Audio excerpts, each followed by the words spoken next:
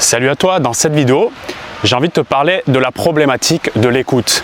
Il est possible que tu entres en relation avec un homme, que vous échangez, que ce soit par SMS ou de manière physique, en réel, et que tu as le sentiment de ne pas avoir suffisamment d'attention de sa part, de ne pas captiver suffisamment son intérêt lors de tes conversations. Et c'est quelque chose qui peut être frustrant, c'est quelque chose qui peut même te mettre en colère et tu as peut-être même justement après, qui crée une sorte de cercle vicieux, des difficultés justement à lui partager ton sentiment négatif à l'égard de sa non-écoute ou bien de son écoute insuffisante. Donc je vais te partager d'un premier temps quelques causes possibles qui entraînent ce sentiment-là et également des solutions pour être plus captivante, pour regagner son intérêt. Donc tu verras qu'il y a plusieurs niveaux de solutions et c'est de cette façon que ça te permettra d'avoir des pistes de réflexion plus importantes pour justement aller dans cette direction.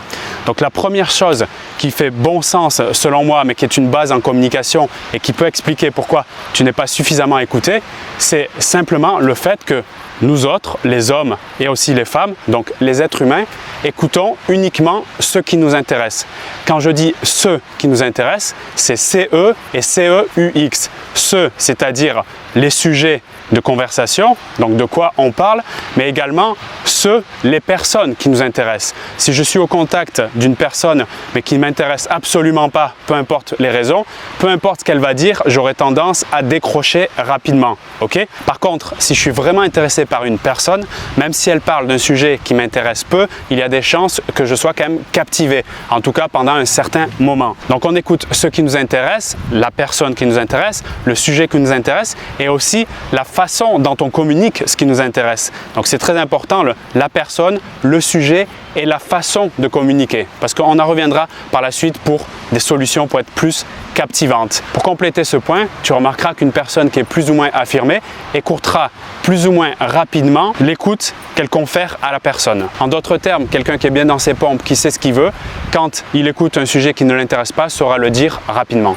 Une deuxième raison qui peut expliquer pourquoi un homme n'écoute pas forcément une femme, c'est tout simplement qu'il ne se sent pas lui-même écouté. Donc par réciprocité négative, c'est-à-dire il donne le change de ce qu'il perçoit et qui ne lui convient pas, eh bien il peut avoir tendance à donner moins d'écoute. Et on pourrait parler quelque part d'une bataille d'ego, souvent inconsciente, c'est-à-dire elle ne me donne pas ce que je veux, je ne vais pas lui donner également ce que je pense qu'elle veut. Tu remarques que tout cela bien sûr est psychologique et la communication que nous élaborons avec une personne part avant tout de mon postulat dans mon esprit, c'est-à-dire qu'est-ce que je pense par rapport à la situation et comment je l'aperçois. Okay? Donc il y a une troisième raison que je voulais te partager qui peut inviter un homme à moins écouter une femme. Et là c'est un peu plus profond, donc on va toucher aux blessures et aux formulations des croyances inconscientes. J'ai besoin de vivre à nouveau ma blessure de rejet, ça c'est l'explication que je te donne. Et comment ça se traduit? C'est par exemple, je vais partager un truc que je juge intéressant ou non, peu importe le jugement d'ailleurs que j'y porte. Ce qui va se passer, en tout cas en termes de comportement, de réaction de sa part, c'est qu'il va se détourner de moi. Donc, je vais avoir le sentiment à nouveau d'être rejeté ou d'être abandonné. J'ai à l'intérieur de moi, par rapport à mon histoire personnelle, le sentiment qu'à tout moment, on peut me rejeter ou abandonner. Je vais partager quelque chose, par exemple un sujet sur moi. Je vais avoir l'impression qu'il se détourne de moi ou qu'il me fuit. Ça va me ramener à ma blessure de rejet ou d'abandon. Donc, je vais vraiment avoir mal. Et donc, je vais, sans m'en rendre compte, provoquer, si tu veux, des situations pour revivre cette blessure, qui est pour moi un indicateur qu'elle n'est pas encore complètement guérie. Donc ça, c'est quelque chose qui revient assez souvent, qui est assez profond, mais qui est extrêmement indispensable à prendre en conscience et surtout à solutionner, sinon je vais créer des schémas répétitifs et je ne vais pas comprendre pourquoi je me sens encore une fois pas écoutée, pas comprise, tout simplement parce que j'ai ce travail en interne qui n'a pas été résolu. Maintenant, pour continuer, si tu le veux bien, je vais te partager des pistes, donc des solutions pour être plus captivante dans tes communications, parce que quand je parle d'être captivante, on est dans l'échange, dans la transmission d'un message, même si bien évidemment ça dépend de ton état d'être, si je puis dire, au moment T. Donc tout bien sûr travaille ensemble, on est dans une approche complète, je dirais même holistique, psychologie, émotion, communication, pensée, état d'esprit, émotion et expression. Et sur la partie communication, la première chose qui est le basique, et on revient sur le basique des raisons tout à l'heure qui peuvent entraîner justement le fait qu'il ne t'écoute pas, c'est de l'écouter sincèrement, de l'écouter avec une attention et une présence qui est à 100%. rien que cela, par réciprocité, ça l'engagera, si tu veux, à faire de même. Donc si tu ne le faisais pas ou peu ou pas assez, ça serait intéressant d'un premier temps de partir dans cette piste-là, j'écoute. Après, je ne sais pas si tu veux lui partager un nouveau projet que tu as actuellement et qui te fait chaud au cœur et que tu as envie vraiment d'en parler, simplement l'utilisation de son prénom. Et on est vraiment dans les basiques, mais c'est le plus important pour commencer.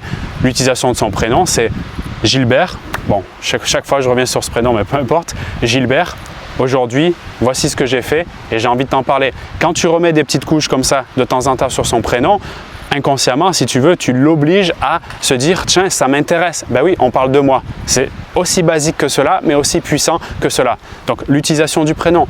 Ensuite, l'utilisation d'analogies. S'entraîner à utiliser des analogies, je trouve que c'est une puissance qui est redoutable pour captiver l'attention. Une analogie, ça peut être une métaphore, ça peut être une comparaison. Je te donne un exemple. Ce matin, j'écoutais une personne sur la radio qui faisait un commentaire par rapport à la politique et il a dit cette phrase: la France a bien mis un banquier à la tête de l'État, c'est comme si on mettait un ivrogne devant l'entrée d'une cave à vin. Donc tu vois, c'est vraiment intéressant de se poser la question ici, par rapport aux analogies, comment je peux développer un peu plus justement l'intérêt d'une personne en comparant des choses simples que tout le monde connaît, comme un ivrogne et une cave à vin, avec le sujet que je veux exposer. Tu peux littéralement te poser et faire cet exercice-là, qui est excellent en conversation et donc dans l'intérêt d'aller plus loin dans vos échanges et de susciter ce fort intérêt justement. Donc l'analogie, il y a bien sûr le jeu, je t'en ai parlé dans plusieurs vidéos, donc s'amuser comme si tu étais un enfant et se poser la question, qu'est-ce qu'un enfant ferait tout de suite ici et maintenant quand il parlerait de ce sujet? Utiliser des mots très simples, très compréhensibles, ça fait une grande différence. On parlait de politique à l'instant, je me rappelle que quand le président Trump a été élu, donc des personnes étudiaient son langage ont découvert qu'il n'utilisait pas plus de 500 mots justement pour se faire comprendre de la masse et ce qui lui a permis entre autres à monter justement au sommet du pouvoir. Donc le langage simple est très captivant aussi. Également, tu peux raconter des histoires, donc le storytelling en anglais comme on l'appelle. Je te propose d'ailleurs un livre extrêmement puissant sur ça, qui beaucoup plus que raconter une histoire avec l'homme qui t'intéresse, peut t'aider à faire des conférences, etc. Peut-être faire des vidéos comme je fais là. Ce livre s'appelle Le Guide du scénariste. Donc je ne vais pas te détailler le pourquoi de ce guide, mais si tu es curieuse, je t'invite à aller ne serait-ce que jeter un coup d'œil sur YouTube ou ailleurs pour voir de quoi ça parle.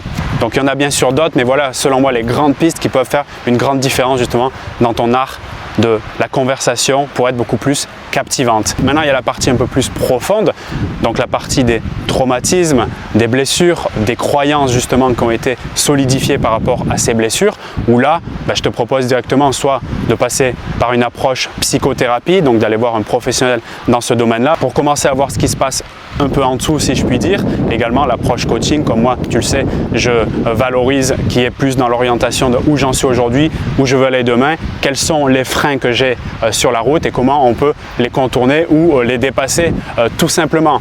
Donc l'approche coaching, là tu le sais, je ne vais pas te refaire la chanson, tu réserves ta place en description de la vidéo et je me ferai un plaisir de t'accompagner, mais beaucoup plus que ça, je t'aiderai à avoir une meilleure perception de toi dans le temps, c'est-à-dire dans ton histoire de vie et comment changer cette perception sans fondamentalement changer qui tu es, mais plutôt changer le regard que tu as sur ta situation, comme une sorte de position d'observateur ou d'ange gardien qui fait une différence colossale dans le fait d'appréhender ta relation à toi, c'est ce qu'on fait là, mais ta relation surtout aux autres. Parce que je crois qu'on ne fait rien d'autre que se rencontrer à travers l'autre. Et si je suis OK pour la rencontre que je fais à travers l'autre, je fais un parcours qui est beaucoup plus lumineux, un parcours où je m'accepte plus, un parcours où je donne beaucoup plus de ma valeur, tout simplement.